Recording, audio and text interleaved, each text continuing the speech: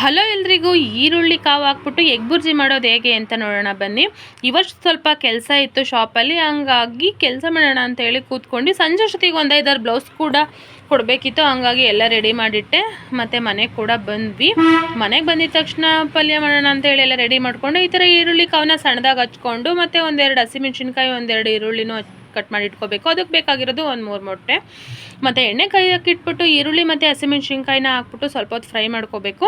ಇದು ಫ್ರೈ ಆಗಿದ ತಕ್ಷಣ ಈರುಳ್ಳಿ ಕಾವನ್ನ ಹಾಕಬೇಕು. ಈರುಳ್ಳಿ ಕಾವು ಸ್ವಲ್ಪ ಎಣ್ಣೆಲೇ ಬೇಯಬೇಕು, ಹಂಗಾಗಿ ಡೀಪ್ ಫ್ರೈ ಮಾಡಬೇಕು. ಮತ್ತು ಈಗ ಡೀಪ್ ಫ್ರೈ ಆಗಿದ ತಕ್ಷಣ ಸ್ವಲ್ಪ ಬೆಂದಿದೆಯಾ ಅಂತ ನೋಡ್ಬಿಟ್ಟು 1-2-3 ಮೊಟ್ಟೆ ಕೂಡ ಆ್ಯಡ್ ಮಾಡ್ಬೋದು, ನಮ್ಗೆ ಎಷ್ಟು ಬೇಕೋ ಅಷ್ಟು.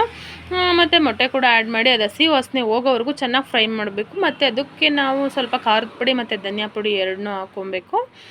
ಮತ್ತು ಅದಾಗಿದ ತಕ್ಷಣ ಸ್ವಲ್ಪ ಕಾಯಿ ತುರಿ ಮತ್ತು ಕೊತ್ತಂಬರಿ ಸೊಪ್ಪು ಹಾಕ್ಬಿಟ್ಟು ಸ್ವಲ್ಪ ಹಸಿ ವಾಸನೆ ಹೋಗೋವರೆಗೂ ಎಲ್ಲ ಈ ಥರ ಫ್ರೈ ಮಾಡಿದ್ರೆ ಒಳ್ಳೆ ಟೇಸ್ಟಿಯಾಗಿರೋ ಎಗ್ ಬುರ್ಜಿ ರೆಡಿ ಆಗುತ್ತೆ. ನಾನು ಕೂಡ ರೆಡಿ ಮಾಡಿದೆ. ಮತ್ತು ಇದಕ್ಕೆ ಒಂದು ಒಳ್ಳೆ ಕಾಂಬಿನೇಷನ್ ಅಂತ ಅಂದರೆ ಚಪಾತಿ ಕೂಡ ರೆಡಿ ಮಾಡಿಕೊಂಡೆ. ಅಷ್ಟೊತ್ತಿಗೆ ನನ್ನ ಮಗ ಊಟಕ್ಕೆ ನಾನೆಲ್ಲ ರೆಡಿ ಮಾಡ್ತೀನಿ ಅಂತ ಹೇಳಿ ಎತ್ತಿಡ್ತಾ ಇದ್ದೆ. ಮತ್ತು ನನಗೂ ಸ್ವಲ್ಪ ಶಾಪಲ್ಲೆಲ್ಲ ಕೆಲಸ ಮಾಡಿ ಸಾಕಾಗಿರುತ್ತಲ್ವ, ಹಂಗಾಗಿ ಸ್ವಲ್ಪ ಸಣ್ಣ ಪುಟ್ಟದ್ದು ಹೆಲ್ಪ್ ಕೂಡ ಮಾಡ್ತಾನೆ.